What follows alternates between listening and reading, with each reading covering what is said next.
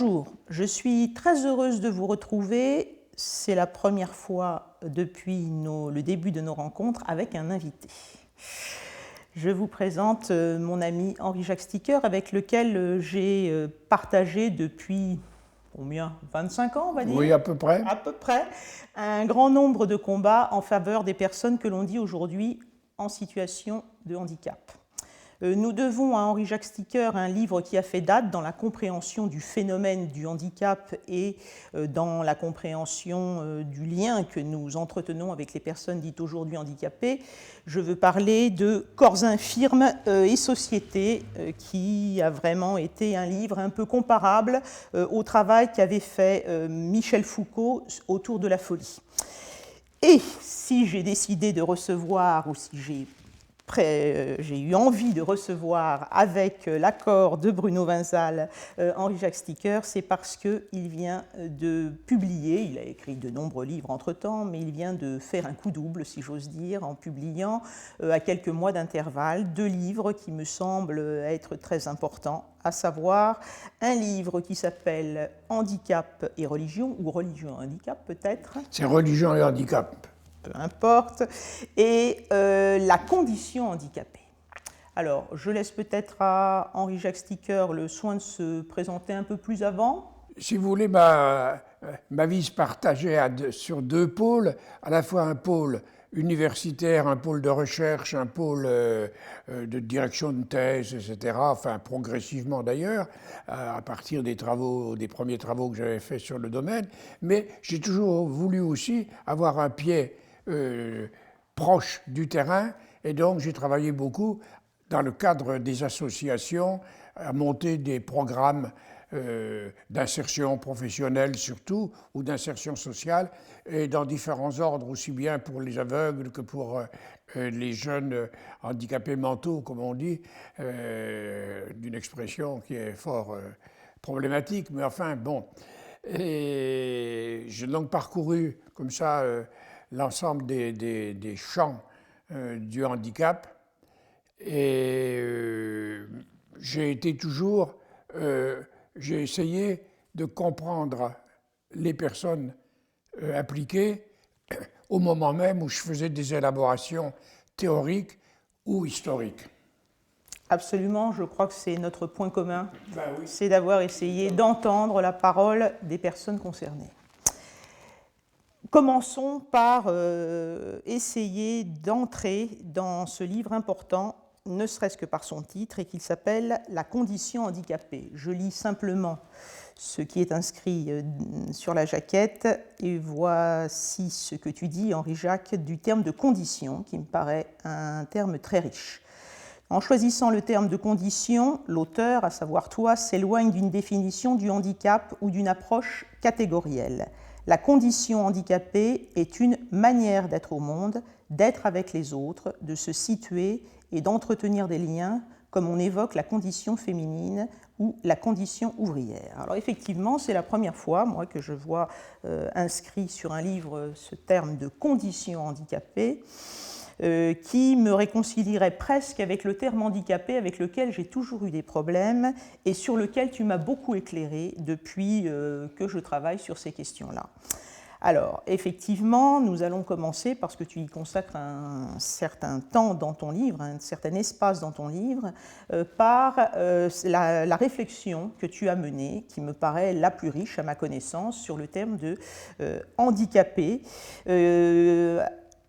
parce que tu t'appuies sur cette idée de Wittgenstein suivant laquelle les jeux de langage instaurent toujours des formes de vie.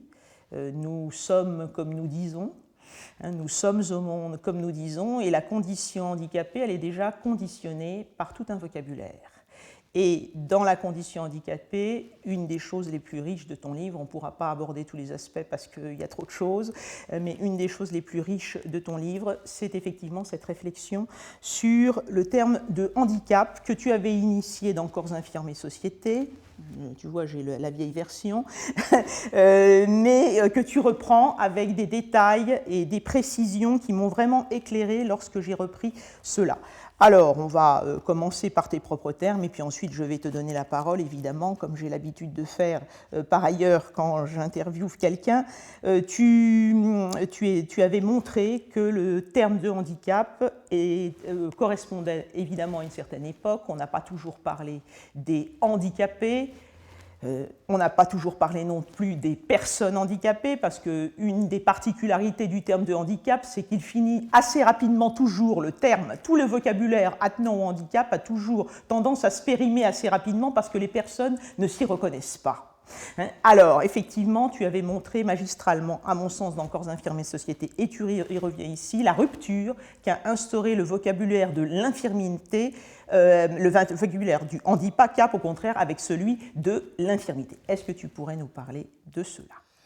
Oui, je m'étais interrogé tout simplement sur le mot, à un moment donné, en me disant, enfin, c'est bizarre, pourquoi on les appelle aujourd'hui personnes handicapées ou handicapées tout court parfois. Et en historien un peu, enfin avec un souci d'historien, je me suis dit, je vais regarder à quel moment ce mot, cette notion est apparue, a été adoptée d'une façon large par la société, les spécialistes, mais aussi le public plus large. Et je me suis aperçu que ça correspondait à la période post-guerre 40-45, et que ça correspondait aussi à la montée des revendications des adultes abîmés par la guerre ou abîmés par le travail, les accidentés du travail et les invalides de guerre, selon le vocabulaire qui était... et que il y avait une adoption, là, historiquement très très situable, d'une part, mais qui correspondait aussi à une certaine manière d'être ou de revendiquer des personnes. Et que ce vocabulaire était en conflit, si j'ose dire, avec une idée très générale qui courait notamment dans le domaine des enfants, mais aussi progressivement, plus ou moins, dans le domaine des adultes, à savoir l'inadaptation. Et l'inadaptation était effectivement définie comme un donné naturel, plus ou moins inné, et même très inné, et qui faisait que il y avait des sujets qui ne correspondaient pas aux normes, aux attentes et à l'organisation sociale. Alors que le mot handicap était justement celui où des individus de différentes performances sont appelés à courir dans la même course. Alors, en effet, d'où vient ce mot handicap? Et alors là, j'ai bien fait attention à distinguer les moments parce que vers le XVIIe siècle, il y avait un jeu en Irlande notamment, qui consistait d'ailleurs, c'est quand même important, à échanger des objets de valeurs différentes pour les équiparer justement. Et là, il y avait tout un système que je passe pour l'instant, parce que c'est un peu compliqué, où un arbitre disait à ceux qui voulaient échanger les objets, hand in cap, mettez la main dans le chapeau, dans la casquette. Tout ça, ça se passait sur les terrains de course? Mais avant, indépendamment. Indépendamment. Et effectivement, les Irlandais, d'ailleurs étant des grands amateurs de chevaux, ils jouaient à ça sur le champ de course, etc. Et à un moment donné, ils ont appliqué cette façon d'équiparer les choses différentes aux chevaux qui couraient. Et à ce moment-là, on est entré alors dans la course de handicap, à proprement parler, dans le domaine sportif. Et ce domaine sportif, alors, qui n'était d'ailleurs pas seulement, il y avait des épreuves de handicap dans beaucoup d'autres secteurs du sport que le secteur hippique, que le secteur du turf. Mais enfin, ça a été quand même surtout ça qui a été repéré.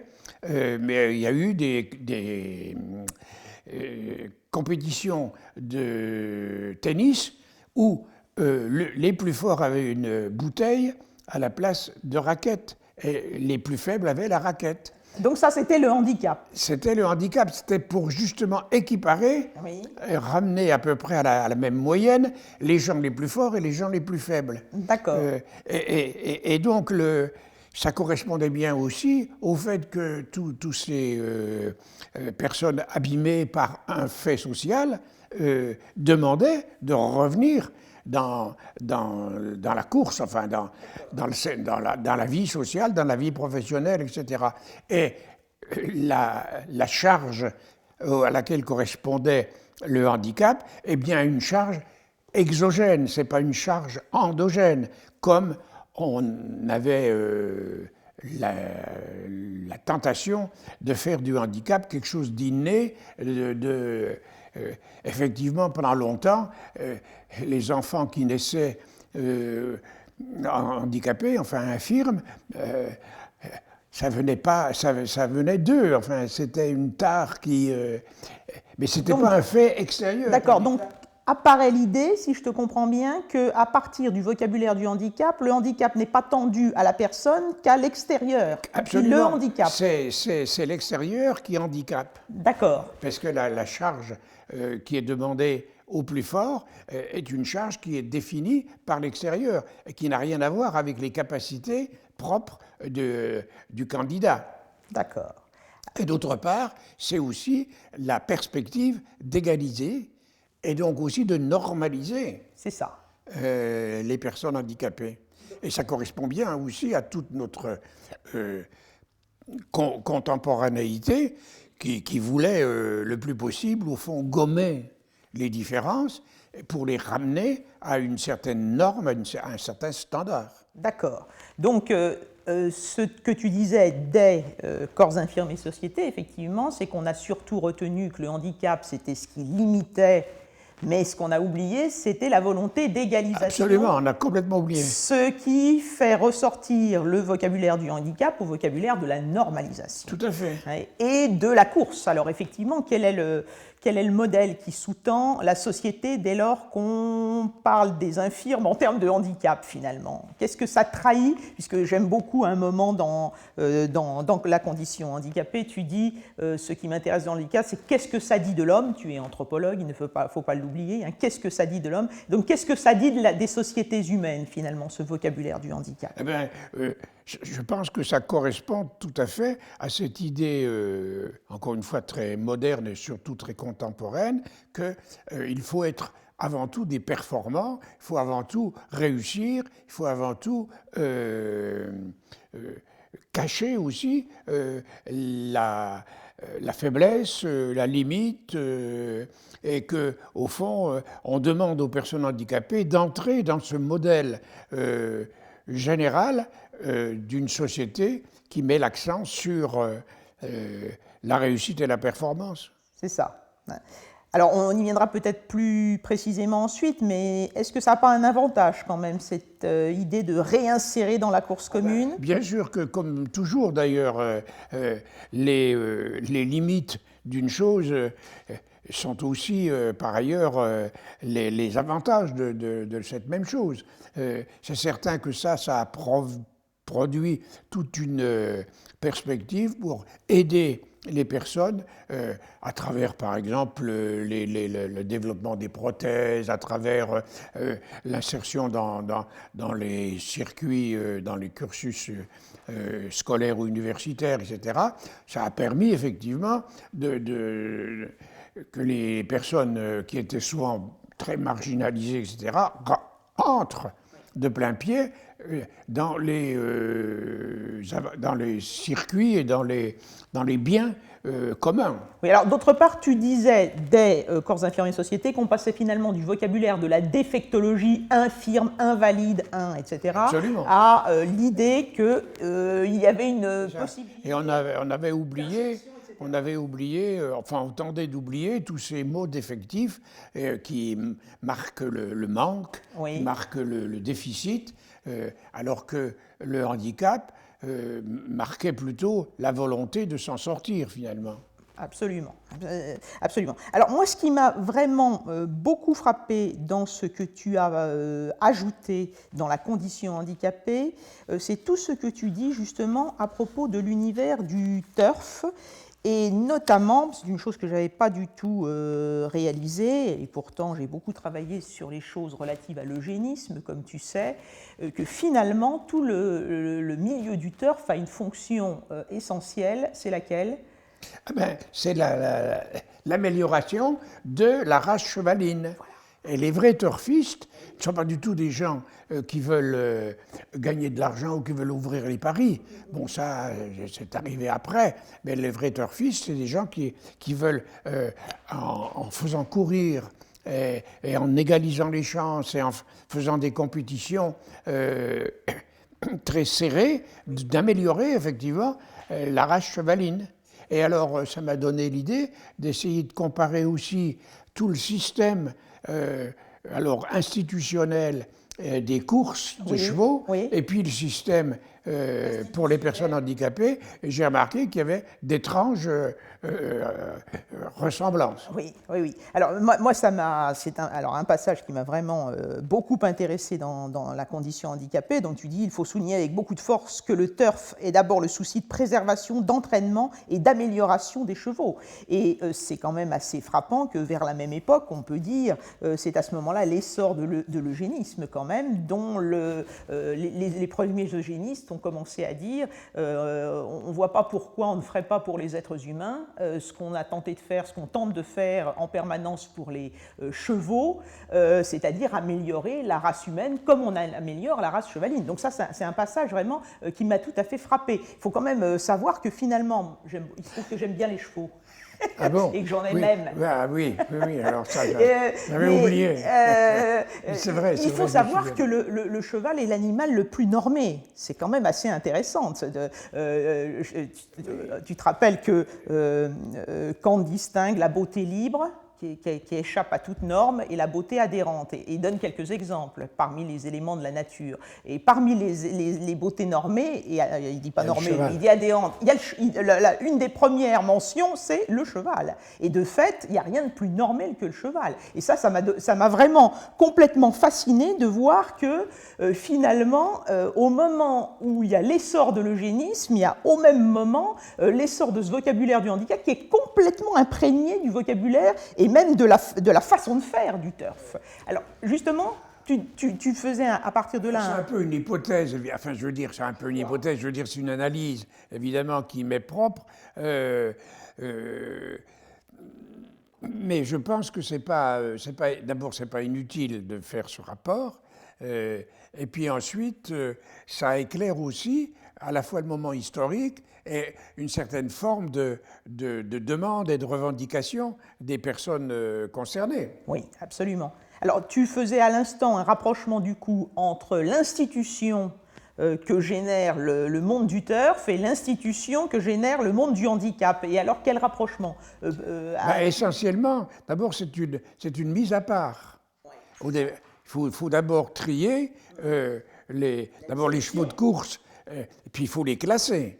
Hein, il y a différentes façons, enfin il y a différentes classes de chevaux et de chevaux de course. Et après ça, eh bien, il faut les entraîner.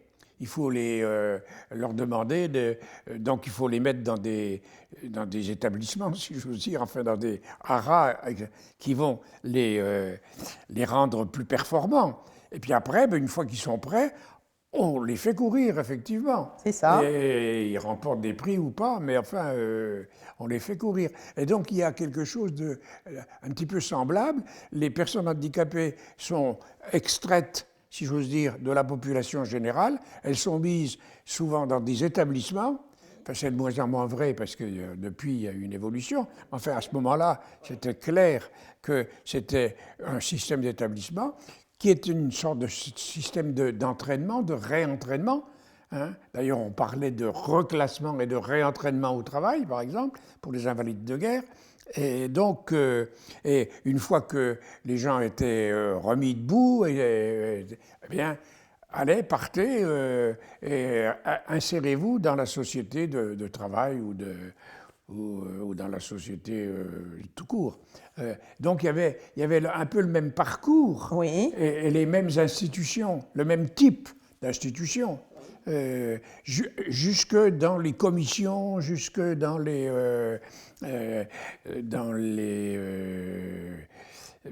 structures, oui, dans les structures officielles, c'était très parallèle. J'ai fait des tableaux comme ça pour montrer qu'il y avait un parallélisme. Ah oui, c'est assez fascinant.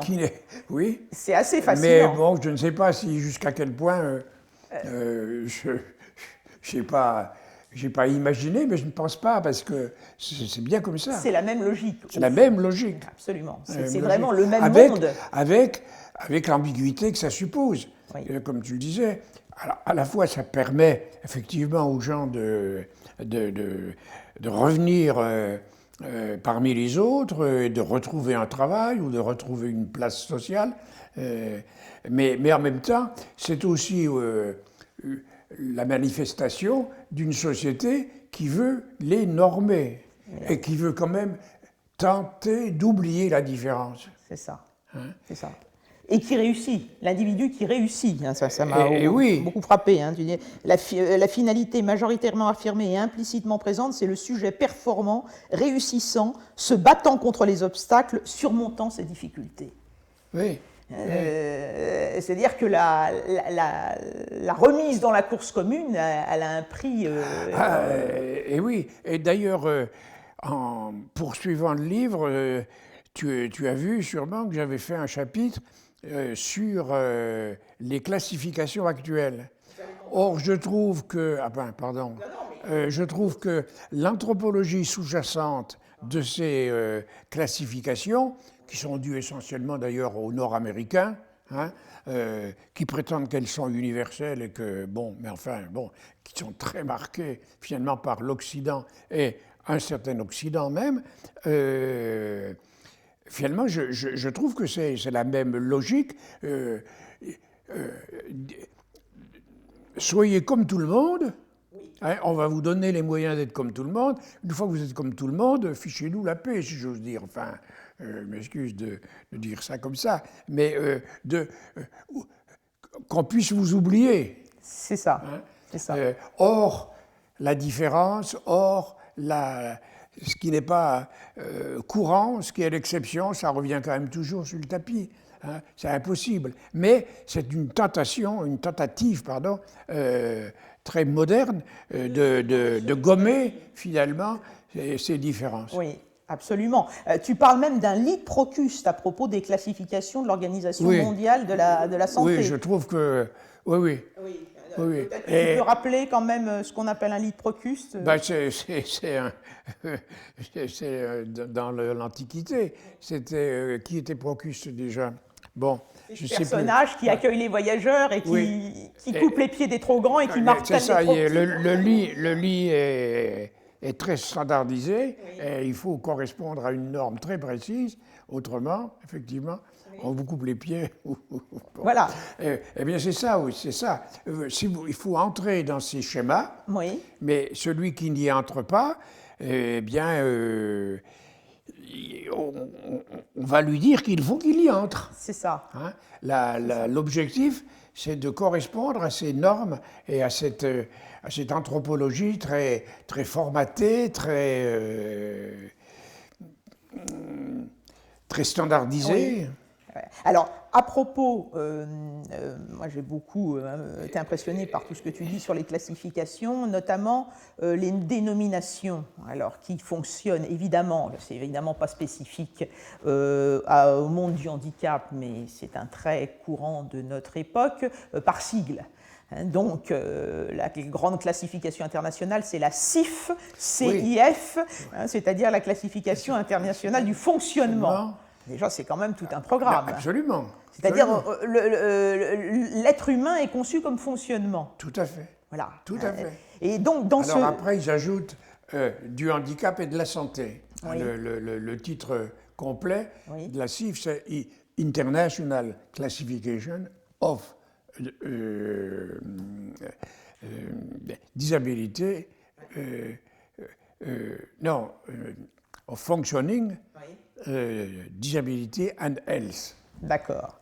Mais bon, ce qu'on retient effectivement, c'est la CIF. La CIF, quand les gens parlent de la déclassification, et là, je ne sais pas si tu connais le livre dans lequel Victor Klemperer a analysé la langue nazie. Alors attention, je ne fais pas un rapprochement rapide, mais malgré tout, il montre bien que l'essor du sigle, c'est de là que ça vient, c'est en tout cas de cette époque-là, avec la volonté d'organisation, avec la volonté de normer les choses.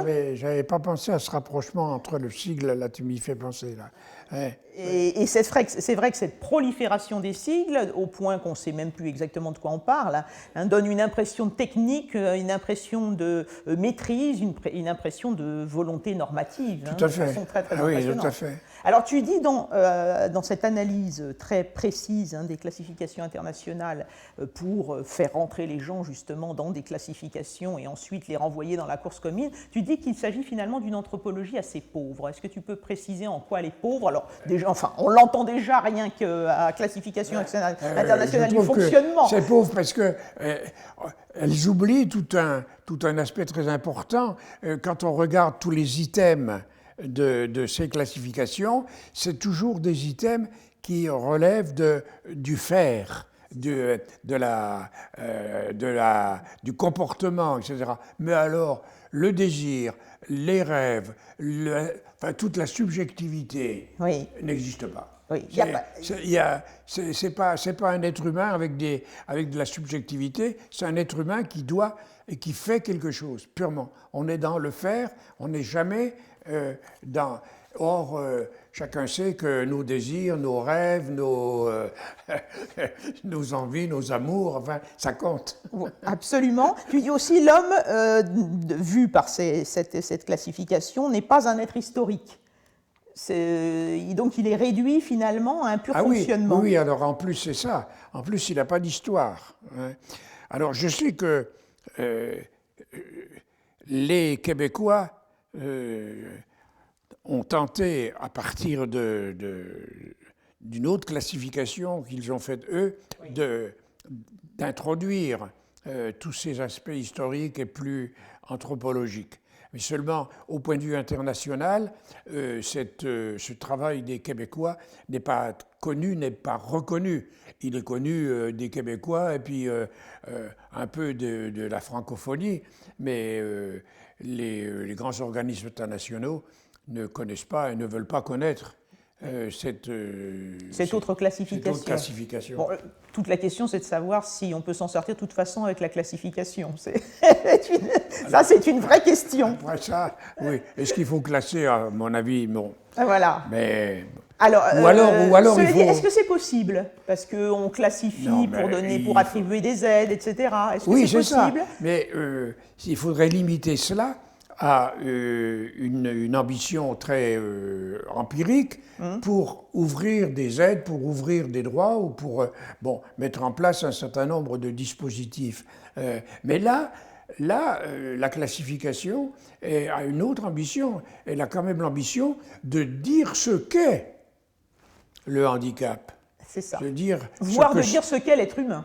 Oui, à la limite. Oui, absolument. Hein. Ouais. Alors bon, ils ne vont pas jusque-là explicitement, mais en fait, ils plongent dans une façine de regarder l'humanité tout court. Absolument. Et là, donc, il y a...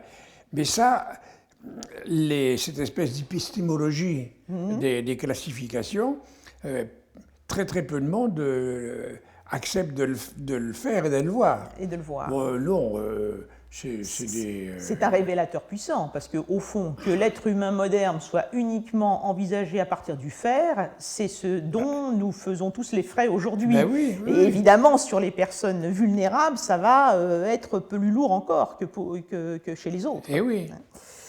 Alors, Mais à telle enseigne que tout ce mouvement-là a quand même donné lieu au fait que, par exemple, les personnes handicapées elles-mêmes ne parlent plus de la souffrance. Leur souffrance, non, il n'y a plus que la revendication des droits. C'est ça. Mais les gens, ils souffrent. En réalité, bien sûr. Les individus. Mais ça, alors il y a aussi tout cet aspect, à travers ces classifications notamment, de cacher tout un aspect et qui revient forcément en force, parce qu'on n'est pas que dans l'environnement, on est aussi un corps, hein, et on est aussi une subjectivité, on est aussi... Et ça... alors, actuellement, d'ailleurs, je remarque que ça revient de nouveau à la surface quand même. Oui. Alors, je finis sur ce point-là et on va ensuite passer, ne serait-ce que pour voir par contraste d'où nous venons par ailleurs. Je lis quand même ce passage qui me paraît très important. Si on élimine de l'agir humain une grande partie de ce qui en fait la richesse et donc l'ambivalence, comme le désir, le conflit, la gratuité et bien d'autres choses qui ne sont jamais citées dans la classification, l'anthropologie qui en ressort est assez pauvre. Les questions du handicap se réduisent alors au simple niveau du management. Voilà. C'est donc l'empire du management dont parle Pierre Legendre, qui gagne le handicap, ou dont le monde du handicap ou dont le traitement de l'infirmité comme handicap est finalement révélateur. Alors, il se trouve que ton travail impressionnant par son amplitude, puisque tu vas très loin dans la manière de regarder la façon dont on traite. Oui. Et l'ambition du livre, La condition handicapée, c'était de montrer que à tout moment, et à partir d'événements historiques ou d'événements, cette condition était toujours objet d'un malaise, était toujours que la société des valides, notamment, enfin la société ambiante, n'arrivait jamais à bien situer justement ces personnes différentes, soit en les exaltant, soit en les méprisant, soit en les excluant, soit en les laissant dans des espaces intervallaires, de liminalité. Enfin bref, on réussit jamais bien à situer humainement, finalement, parce qu'on est mal à l'aise avec ça, individuellement ou collectivement.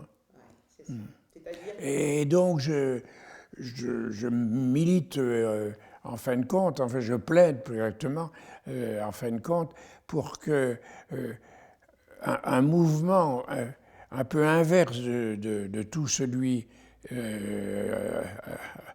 qui nous a guidés, à savoir qu'au fond, on a toujours été vers les personnes handicapées, même à travers des choses tout à fait respectables et bénéfiques, c'est pas le problème, mais on ne leur a jamais demandé de nous instruire et d'instruire la société. La société s'est toujours penchée vers eux, mais elle ne s'est jamais dit qu'est-ce qu'ils peuvent nous et donc transformer aussi notre regard sur nous-mêmes, pas seulement sur eux.